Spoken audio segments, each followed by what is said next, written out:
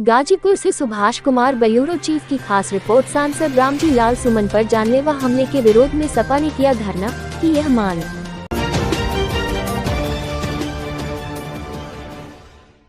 खबर गाजीपुर जिले से है, जहां पर गुरुवार को पार्टी के राष्ट्रीय अध्यक्ष अखिलेश यादव के आह्वान पर सांसद रामजी लाल सुमन के ऊपर हुए जानलेवा हमले के विरोध में समाजवादी पार्टी ने जिलाध्यक्ष गोपाल यादव के नेतृत्व में सरजू पांडे पार्क में धरना देकर अपना विरोध प्रदर्शित किया।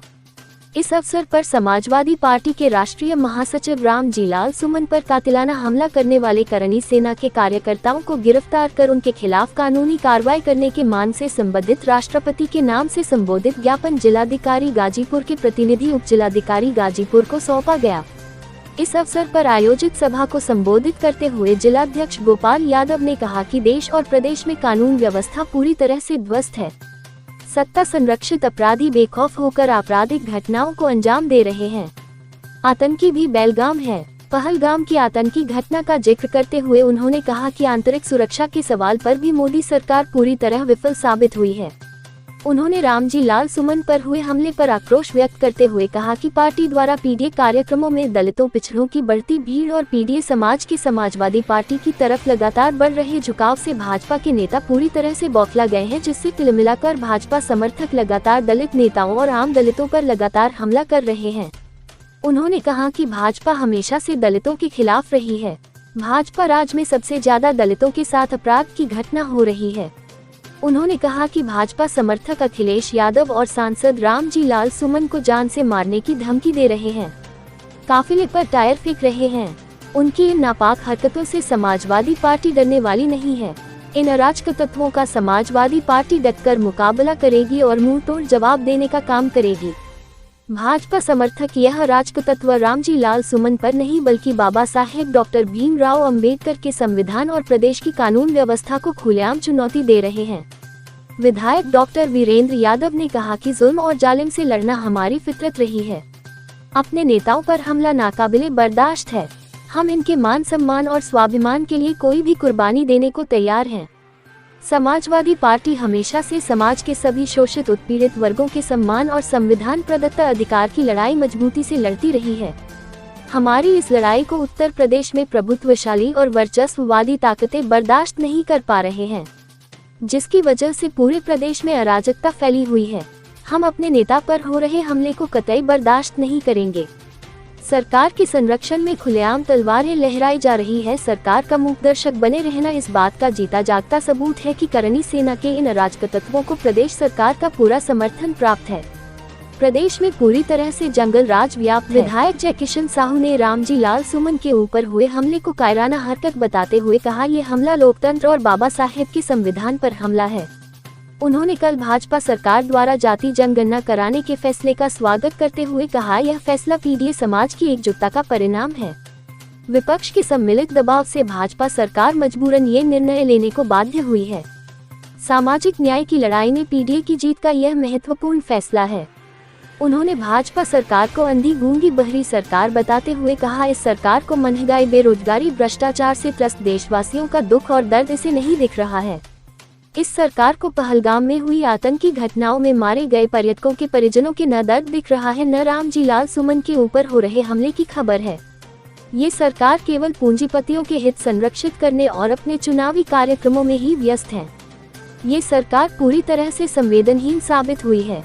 इस धरना प्रदर्शन कार्यक्रम में मुख्य रूप से पूर्व विधायक उमाशंकर कुशवाहा, पूर्व विधायक त्रिवेणी राम, पूर्व विधायक खुर्शीद अहमद, राजेश कुशवाहा, रामधारी यादव, अभिषेक यादव, सूरज राम बागी, अशोक कुमार बिंद, अरुण कुमार श्रीवास्तव, रविंद्र प्रताप यादव, मुन्नी लाल राजभर, तहसीन अहमद, मनु सिंह, शौर्या सिंह, रीता विश्वकर्मा, गरीब राम, आजाद राय, आशा यादव, अमित ठाकुर, बिंदु बाला बिंद, रीना यादव, कंचन रावत, राजेंद्र यादव, तहसीन अहमद, अवधेश यादव, दिनेश यादव, गोवर्धन यादव, अभिषेक कुशवाहा, अक्षय यादव, सुशील जायसवाल, सुभाष यादव, गुड्डू, ब्रिजदेव खरवार, लल्लन राम, उपेंद्र यादव, परशुराम बिंद, डॉक्टर जितेंद्र भारती, चंद्रेश्वर यादव, अनिल यादव, भरत यादव, सुखपाल यादव, अभिनव सिंह, कमलेश यादव, विजय यादव, सूर्यमणि यादव, परवेज अहमद, केशरी यादव, रजनीकांत यादव, रामप्रकाश यादव, रजनीकांत यादव आदि मौजूद थे। इस अवसर पर आयोजित सभा का संचालन जिला महासचिव कन्हैया लाल विश्वकर्मा ने किया। आज जो है समाजवादी पार्टी का भी धरना प्रदर्शन था, किस तरह का था, क्या बताएंगे? ये पूरा प्रदेश भ्रष्टाचार में डूबा हुआ है। लूट, डकैती, हत्या, बलात्कार चरम सीमा पे है। बाबा साहब के संविधान की धज्जियां उड़ाई जा रही हैं। दलित सांसद रामजीलाल सुमन साहब पे हमला हुआ और इसी तरह से देख रहे हैं जो सच के विरुद्ध आवाज उठा रहा है, जो सच के लिए आवाज उठा रहा है, उस पर FIR हो रहा है। बनारस वाले मिश्रा जी पर, नेहा राठौर पर, तमाम इस तरह की चीजें हैं जिसके प्रति हमारे राष्ट्रीय अध्यक्ष अखिलेश यादव जी ने निर्णय लिया है कि हम शांतिपूर्ण धरना तरीके से अपनी आवाज जिलाधिकारी के माध्यम से राष्ट्रपति तक पहुंचाएंगे कि अगर यही रवैया रहा तो निश्चित तौर पर समाजवादी भी सड़क पर उतरेंगे। सोनिया जी, आज ये समाजवादी पार्टी का जो विरोध प्रदर्शन था, आप लोग भी शामिल हुई है, क्या कहेंगे इस विरोध प्रदर्शन को देखते हुए? देखिए, जिस हिसाब से लालजी सुमन जी के ऊपर, उनके काफिले के ऊपर कह लीजिए, या सड़क पे जिस तरीके से उनके ऊपर हमला हुआ, ये सीधे सीधे हम कह सकते हैं कि वो तो ड्राइवर की समझदारी थी या सूझबूझ थी कि जिस तरीके से उनको कोई वहां पे हादसा होते होते टल गया। लेकिन हम ये कहते हैं कि आज एक करनी सेना के नाम पे भारतीय जनता पार्टी जिस तरीके से गुंडा अपने अंदर पाल रही है और उन लोगों को एक सेना का नाम दे करके और आगे बढ़ाने का कार्य कर रही है। मैं ये मानती हूँ, मैं खुद क्षत्रिय कुल की एक बेटी हूँ। क्षत्रिय कुल को ये नहीं सिखाया जाता, ना कोई क्षत्रिय कुल ऐसा काम करेगा।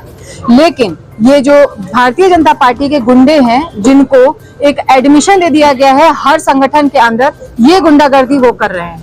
और संवैधानिक रूप से अगर देखा जाए तो एक सांसद जो सड़क पे चलता है और उसके ऊपर इस तरीके का हमला किया जाता है, तो जो आम नागरिक है वो कितना सुरक्षित है आज हमारे देश में, ये सबसे बड़ा सवाल है। विधायक जी, आज जो समाजवादी पार्टी की तरफ से जो विरोध प्रदर्शन किया गया, क्या रहा, किस तरह का विरोध था ये? रामलाल जी सुमन, सांसद राज्यसभा, उन्होंने जो राज्यसभा में वक्तव्य दिया था, उसी के खिलाफ करणी सेना का कुछ गलत तरीके से लालजी सुमन पे जानलेवा हमला किया जा रहा है। तो हम लोग उस कार्यक्रम का करणी सेना द्वारा जो है कल परसों चरसों में किया गया था, उसका हम लोगों ने विरोध किया कि बार बार कोई जीभ काटने की बात कर रहा है, कोई गर्दन काटने की बात कर रहा है, कोई जान मारने की बात कर रहा है। यदि इस देश में संविधान है तो इस देश के सत्ता में बैठी हुई सरकार उसका अमल करे। विधायक जी, करणी सेना की बात किया जा रहा है, करणी सेना से लगातार धमकी, इसमें देश के बार्डर को भी सेना की जरूरत है, तो क्या करणी सेना को वहाँ भी जाना चाहिए? नहीं, इतना स्वाभिमान की बात करते हैं तो करणी सेना वहां जाकर क्या करेगी? मुंह से लड़ाई नहीं होती है, अस्त्र और ट्रेनिंग से लड़ाई होती है। और इस देश की सरकार आतंकवादी घटना को कभी सीरियस लेने का काम नहीं किया। यदि पुलवामा हमले की जांच हो गई होती तो आज पहलगांव में ऐसी घटना नहीं होती। पुलवामा हमले पर जांच होती, कमेटी होती, उसमें पकड़े जाते, आखिर में 300 किलो RDX कहां से आया उसका पता लगता, वो जेल में होते, सजाए मौत होती, तो कुछ लगता। क्या लगता है सरकार मतलब पुलवामा की घटना को दबाने का काम की है? जैसे आपके क्या समझ में आ रहा है, क्या समझ में आ रहा है? हवाई में बात किया जाता है। वो तो कह रहे हैं कि मैं पाकिस्तान का पानी रोक दूंगा।